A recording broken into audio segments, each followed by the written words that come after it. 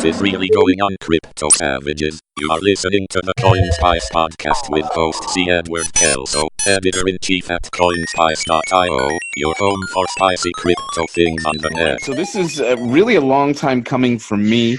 I worked with Joey the King, as I call him, out at Bitcoin.com for a while. And he was just one of those guys that if you needed clarification on something, if you needed anything done, you could count on him. He's just one of these guys that is a rock, and I appreciated his counsel. I appreciated how he conducted himself. He's frank. He does not hold back when it comes to his opinions. So he's in a lot of ways the perfect podcast guest. But before I get into our topic this episode, man, just thanks so much for coming on. Thank you for that tremendous, flattering introduction. I love these podcasts. We've been wanting to have you on for the longest time, and it's just kind of because you're able to really talk about anything. But this I found to be particularly topical, and I don't think any podcast really is going to touch it, at least not initially until it blows up. But it's the idea of dividends, what Gabriel Cardone calls an aspect of the Cambrian explosion, and the good stuff that's happening on Bitcoin Cash. And for some reason, the dividend idea has really, really struck with me. And it comes, my knowledge of it anyway, that it even existed, comes by way of a new, I guess, gadget or tool online called the SLP Dividend calculator. But before we get into all of that, what's your general impression of? Can you kind of explain to the folks what a dividend is, and maybe why somebody would even find that attractive at all? Yeah, so I mean, the reason it's a big deal and it's an interesting thing is that it's not really a crypto idea, right? I mean, dividends. And what you said earlier too about the whole Cambrian explosion, all that stuff, that just describes how humans have stored value and traded for thousands of years. Like, these are already things that humans do with existing technology. It's just that there's all sorts of trip ups and snags and, well, wouldn't it be nice questions about that existing technology.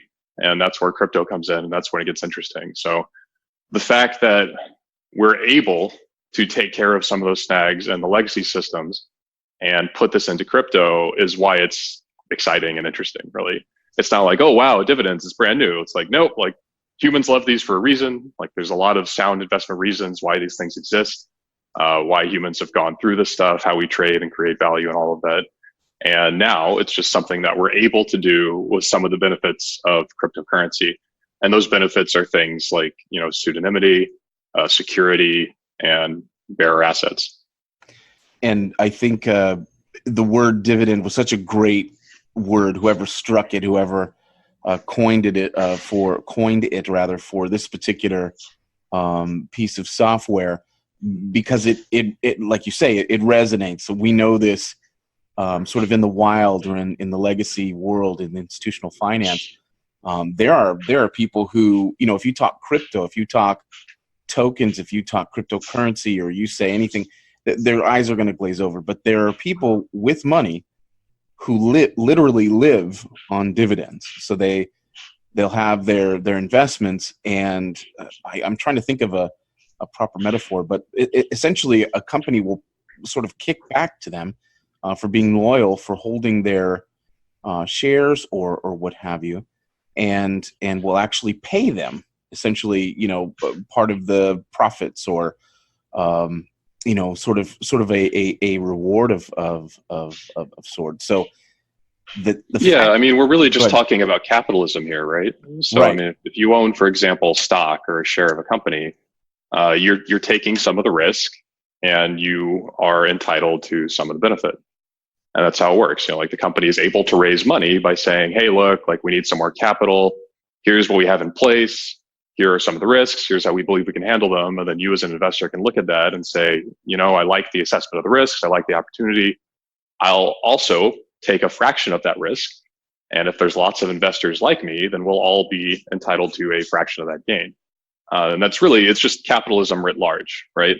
In terms of the specific mechanisms, I mean, you went into a lot of people don't realize that, like, a lot of people do just their entire living and earning and everything is dividend based. And that really is, I mean, that gets into a whole other discussion, and, like wealth gaps and orders of magnitude and income inequality. But earning income from dividends based on taking risk it's capitalism, pure and simple. And if you're able to do that at high enough orders of magnitude, then yes, that could be quite an attractive income overall. And there are numerous people today, and probably everybody with a net worth of over, say, like 5 million USD, where that's the bulk of their income.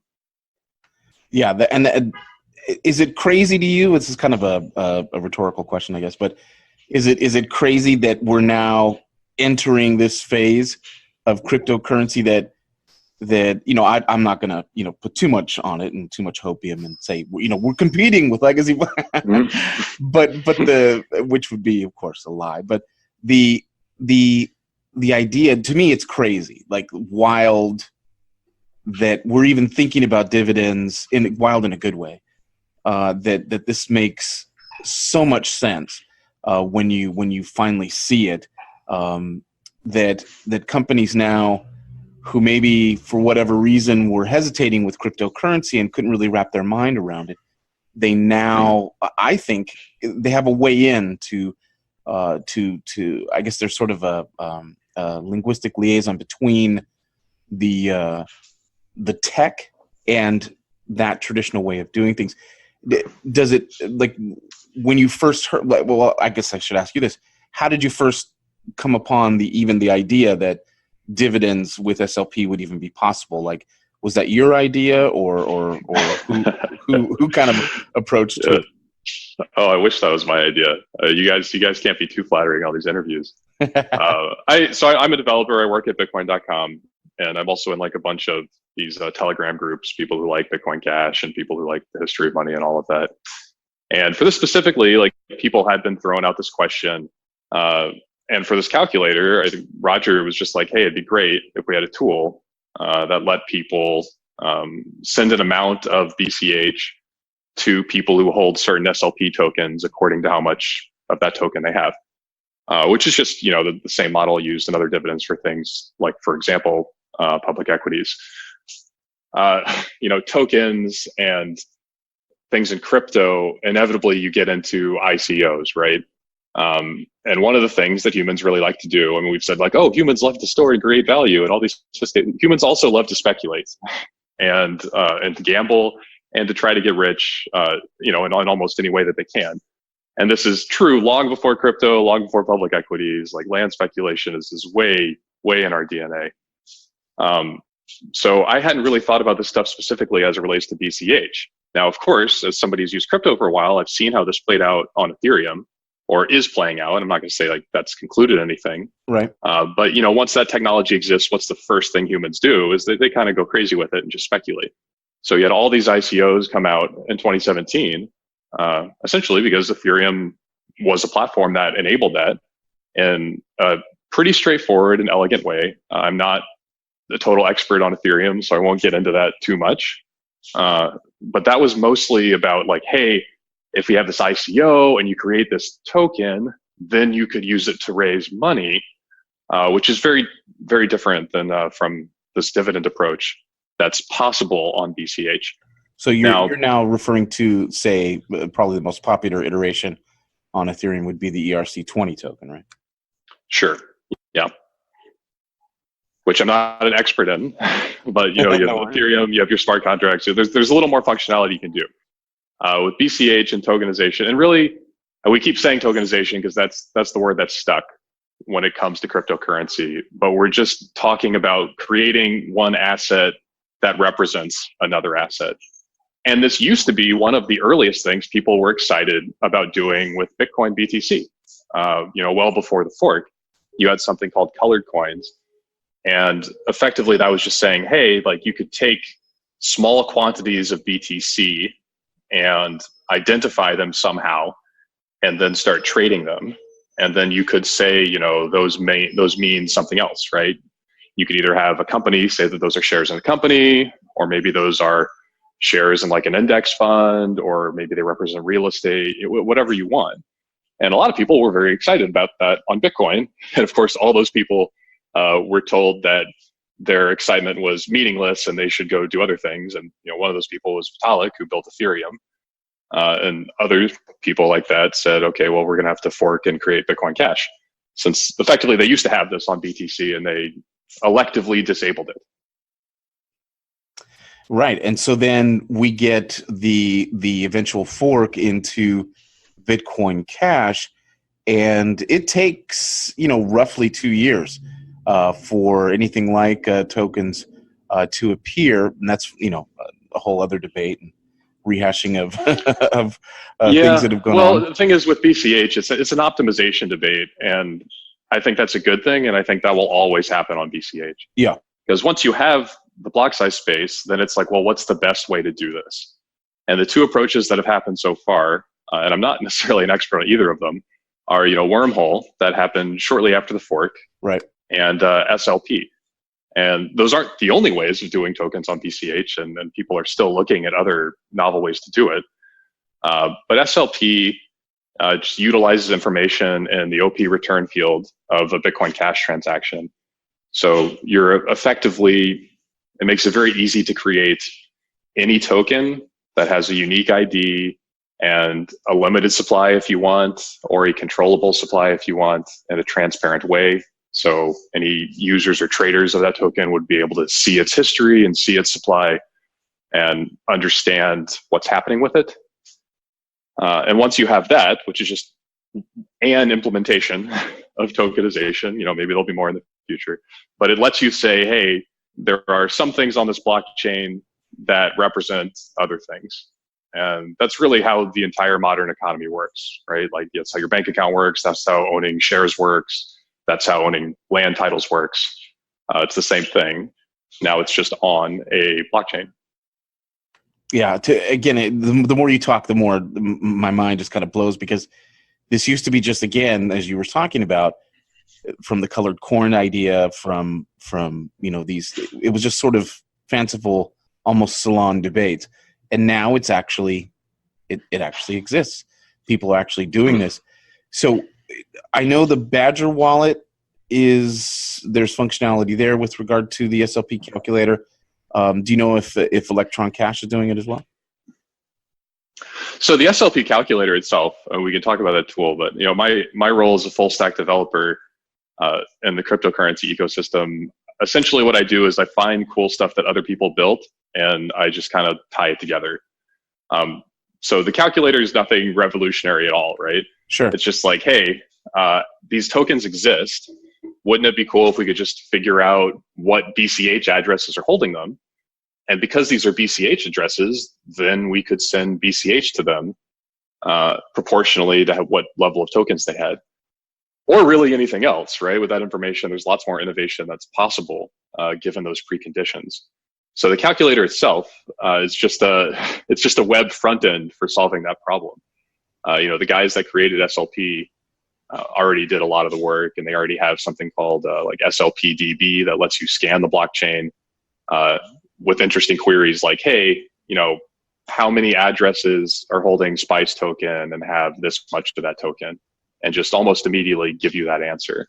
So I didn't make that. I just knew it existed and said, sure, okay, cool. Like, I can use that tool, put a form on it, so anybody with an internet connection can just ask those same questions.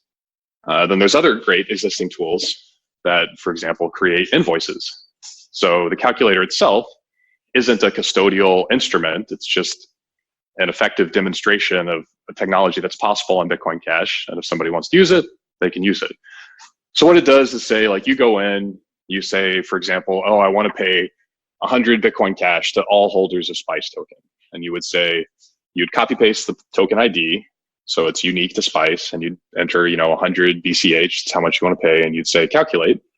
And then it'll just go scan the blockchain, figure out how many BCH addresses are holding Spice, figure out how many of them, based on their Spice holdings, would be able to receive enough money for that dividend to receive a payment. So with BCH, some wallets will still have things like a dust limit implemented. Right. I think on bitcoin.com, you can't send more than 0.00005 BCH. So right now, that's what I have the limit set there. So say if you have only one Spice and somebody's trying to divide 100 BCH to all holders of SPICE, which has a supply of 1 billion, you will probably be below the threshold where you could get one. So it'll account for that too, and say like, hey, basically, if you're trying to send this much money to SPICE holders, they need to have at least this much SPICE. So it'll just pull back a list of everybody who has enough to receive that payment, and it'll create an invoice for you. So then you can just scan it with your wallet and hit send. Now, Electron Cash supports accepting those invoices, so you can just copy paste it into Electron Cash. Oh, cool. The Bitcoin.com wallet does as well, so you can just scan it and send it like it's any other transaction. But all the calculator does is put all the information together for you. So it doesn't hold any money, it doesn't store any money, it doesn't send any money. It just says, oh, okay, you're interested in a list of BCH addresses. And again, the list of BCH addresses, not a list of, say, investors and their addresses and identities. And no, it's not that. It's just BCH addresses and their balances. And if you were also interested in sending BCH to those addresses according and proportionally to those balances, this is what those amounts would be. So it's just a tool that puts that together. And it's not new technology, right? Like, this information's been around and tokens have been around in BCH for a long time. It's just a matter of setting it up and putting it together. And we're starting to get more into that phase in BCH development, right? Like, so much of the early development is, I'd say, important foundational questions like, how are we going to do tokens, right? What's the best way to do tokens? And because the entire crypto economy is still majority speculative demand, very interesting questions that are cool, like, oh, how would somebody pay dividends to token holders, don't get solved as quickly because, they need some of that infrastructure to exist first. And because, frankly, like, demand for this isn't exactly sky high just yet, right? Most people are still speculating. Right. And so it's a tool that is useful and something that is, somewhat novel in that it exists and the way that it does things. But now we need, or the sort of the ecosystem needs people to find ways that maybe even you didn't, and other people who were behind the project initially could not anticipate this tool being used for. And so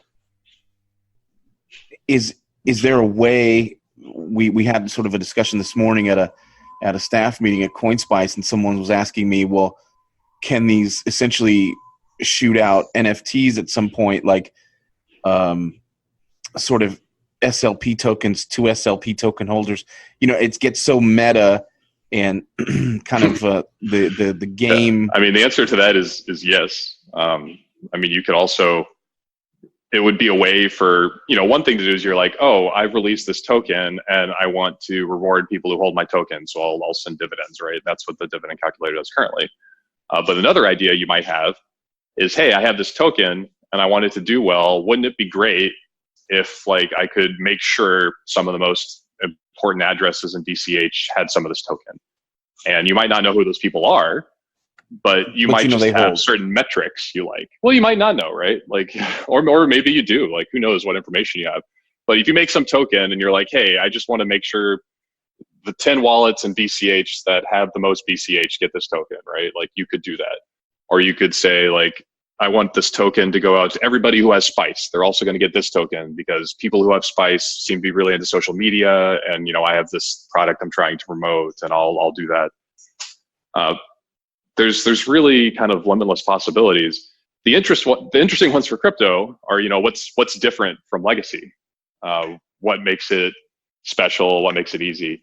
And the most interesting ones, I think, are, well, sorry, I kind of just said it's easier. It's way easier that, anybody with a phone and a computer could just pull this up. And if they had a somewhat limited knowledge of programming, they could do even crazier things. So that's kind of the first thing. It's simpler. And the second thing is that, you could be more anonymous.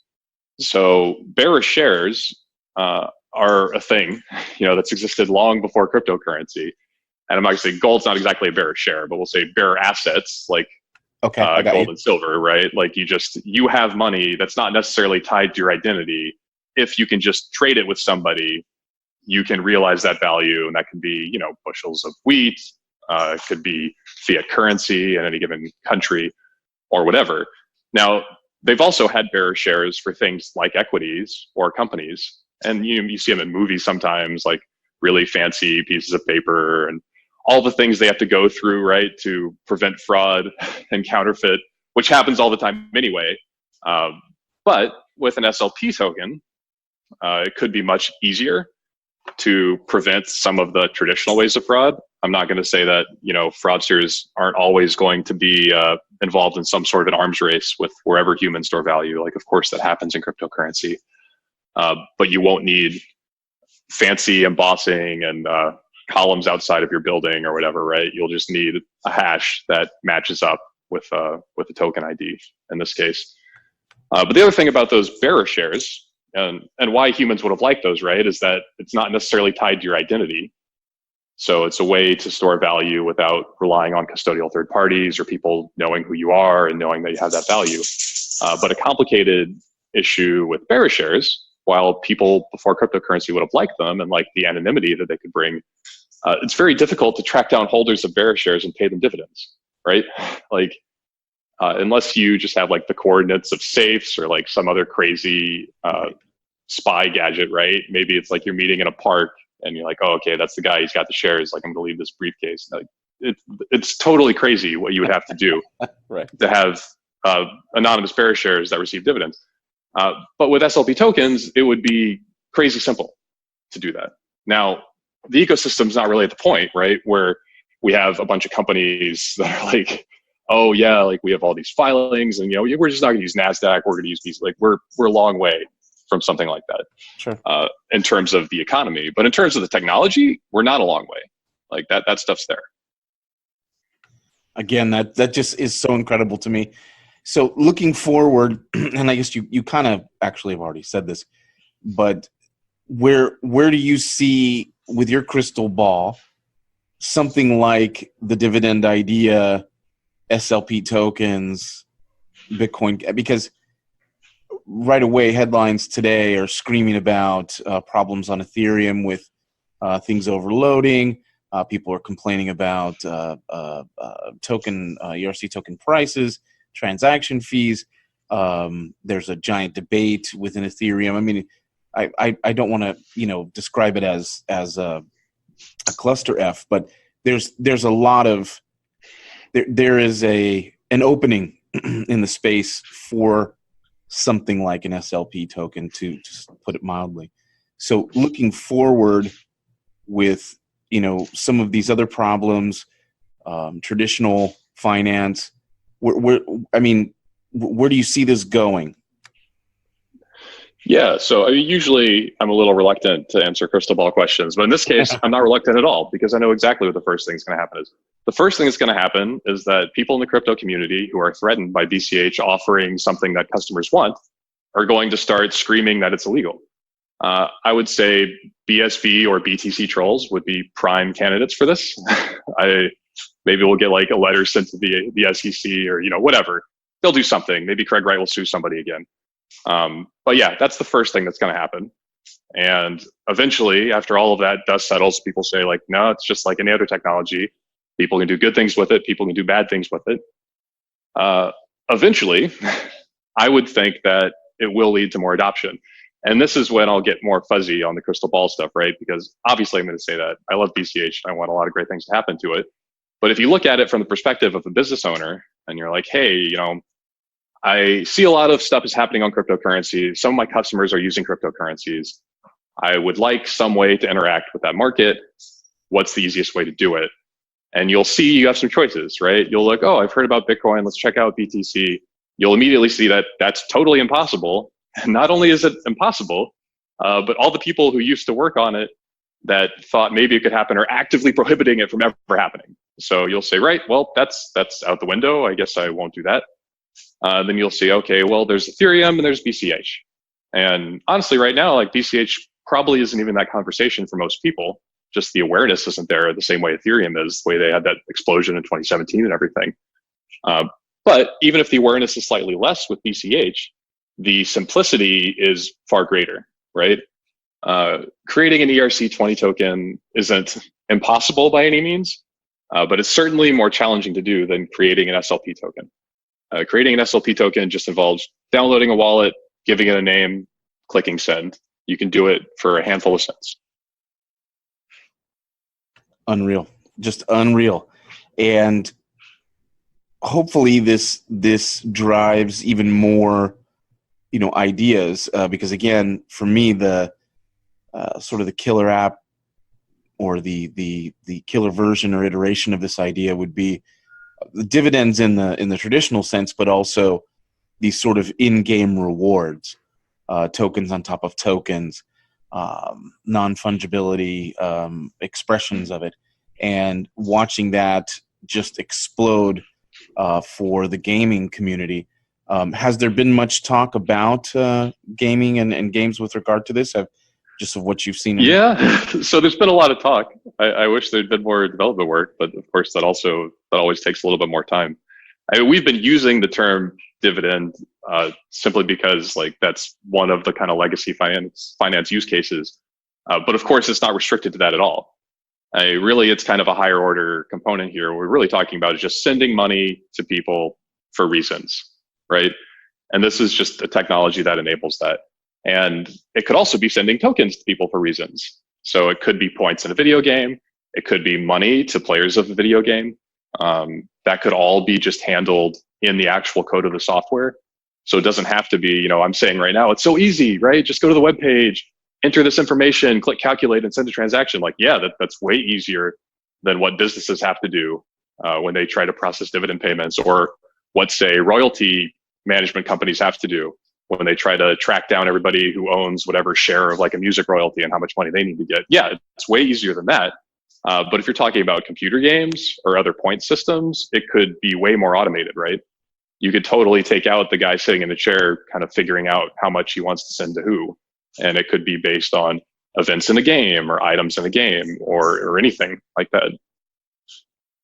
Yeah, unreal. I just keep coming up with the same response just because my mind just clicks over on these ideas, and you start seeing people get to certain levels of games and, buying lives or, it just, it's yeah, really, I'm sure there's some people out there who are like, man, these guys shouldn't have led by calling it dividends because that's but they're gonna say that's illegal immediately. And yeah, people could issue dividends illegally, but they don't need Bitcoin to do that. People can do illegal things in all sorts of ways. But dividends is only one of the use cases. What's interesting about it is it does enable, maybe for the first time in history, or at least easily for the first time in history, something like an anonymous bearer share that would pay dividends. Certainly for the first time in history where any bozo with a phone and a computer could just make that in a second. That's Mr. Bozo to you, pal. Yeah. Oh, don't worry. I aspire to be that bozo. Oh, no. Not the illegal bozo, obviously. Anyway, I just learned a ton. I can't thank you enough for giving us the little tutorial here. But before I get too far over the skis, how does anybody find out about this stuff? Where can they interact with it, find it, and so on? Sure. So if you just the easiest way is go to tools.bitcoin.com. And if you just I think it's maybe the second row of icons, there's some other useful tools there for users of Bitcoin Cash, but it's called SLP Dividend Calculator. Click on that one and check it out. Mess around with it. You can create any transaction. You don't need to send it. You don't need to send any money at all. It'll also print out just a list of all the BCH addresses and, how much hypothetically you would be sending them if you were to be creating a real transaction. So you can use the tool without spending any money. Crazy. And since I know you're a homer for .com, and my heart in many ways is still there, do you know offhand if there's anybody else doing something like this? You kind of alluded to it earlier, but within the SLP ecosystem? Doing something, getting equities ready to launch or something? Yeah, or like your calculator idea? I'm aware that people are trying to plan, for example, token airdrops to holders of different tokens. I'm not personally aware of any of the dividends. I know people have sent some just kind of test transaction dividends. I mean, I've created like a handful of tokens that I've traded with myself to test the tool. And it's worked. So that's always fun, but they don't mean anything. Yeah, and it's that sense of play, man. It's the sense of just sort of bugging around, checking out the tool, getting out there, trying it yourself. It is. Your own silly tokens. And no, you're totally right. And that's what's going to be so appealing to developers, right? I mean, if you just go like developer.bitcoin.com and see how this stuff works. I mean, right now in the crypto hackathon scenes, it's heavily dominated by Ethereum. And for good reason. Like they have excellent documentation, excellent tools. Like I'm not here to shit on Ethereum. Like they do some really cool things. But it's to the point where there are some use cases where it is much easier to get started with BCH or to build something with BCH, depending on what problem you're trying to solve. And I'd be remiss if I didn't point out Joey is kind enough to use the Spice token analogy in most of his examples. CoinSpice, of course, have no official affiliation with Spice, but on the idea of playing and the value of just sort of monkeying with stuff for its own idea, that's literally how the Spice token is born. And this thing has taken on a life of its own. Who knows? You know, it could crash tomorrow and no one care about it, but it really has gone from someone would care about it if it crashed tomorrow. we could offer all the disclaimers we want, right? Like it's not like we're financial professionals. Exactly. You can't. It's also, while it's easy to be too wildly optimistic about cryptocurrency, and like we've all been there, it's also, I would say, very easy to be pessimistic about cryptocurrency or too pessimistic about cryptocurrency. But to say something like, "Oh, it could just go to zero tomorrow," and like the chances of that happening are quite minuscule, you know, and like the chances of nobody caring are actually zero at this point. So it's like it's trading on exchanges, right? It is. It's 3 or 4 now, yeah. And it's it doesn't mean it can't crash and lose value. Yeah, but if that happens, people will care. Of course. I was being glib, but the point was that I saw it being born. You know, I saw these guys in our chat space, you know, effing around with it, sending it back and forth. You know, what if we did this and what if we did that? And I sort of half ignored it at first, and then all of a sudden it becomes a thing. And their website is gorgeous. Exchanges started picking it up, using it in combination with accelerators, and then Brecken got a hold of it, and all hell broke loose. It's a thing. People love to tip it. So my point is, that's all human innovation too. Yeah. So you've been totally right about all of this. It's never this top-down thing. It's always like, oh, well, what if? And like, oh, that's pretty cool, or like that's interesting. Like, what if this? What if this? And it just takes someone, you know, my point isn't to highlight Spice necessarily, but it just takes someone to kind of go, or a group of people to go, wait a second, I can do something with this. We can actually turn this into something profitable and meaningful. So, it's a wild time. It's a really, really interesting time to be a part of the ecosystem in cryptocurrency and Bitcoin Cash in particular. So, awesome, man. Thank you so much for coming on. Where can people find you? Where can they find your work? I'm just Bytes of Man at Twitter. So just twitter.com/bytesofman, BYTESOFMAN. And I'm on memo.cash with the same handle. I'm not sure the best way to like find me on that page, but actually I have a link to my Memo profile from my Twitter profile. And I make some YouTube videos, but I only post those on Memo, so you'll have to check it out there. Very cool, and I'll be sure to have that in the show notes page. He is Joey King. He's a developer out at Bitcoin.com, and one of these guys that is a personal go-to. If I have a question or there's something I need sort of shaken out, sussed out from the clouds here in terms of either philosophy or, you know, I just remember going to him and just a fantastic mind in the space. And again, man, appreciate all of your time, and thanks again. Yep. Thanks for talking.